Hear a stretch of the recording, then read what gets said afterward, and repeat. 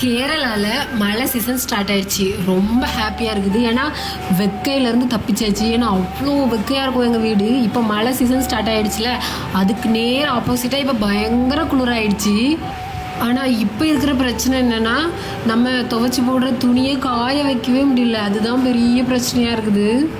மழையும் இல்லாமல் வெயிலும் இல்லாமல் ஒரு மாதிரி க்ளவுடியாக கிளைமேட் இருந்தது. சரி துவைச்சி போடுவோம், மழை வந்துன்னா எடுத்து நம்ம எல்லாம் எடுத்து வச்சுட்டு அப்புறமா போட்டுக்கலாம் அப்படி சொல்லி நினச்சி போட்டிருந்தேன். சரி அப்படியே அதை ஞாபகமே இல்லாமல் போய் குளிக்க போயிட்டேன்.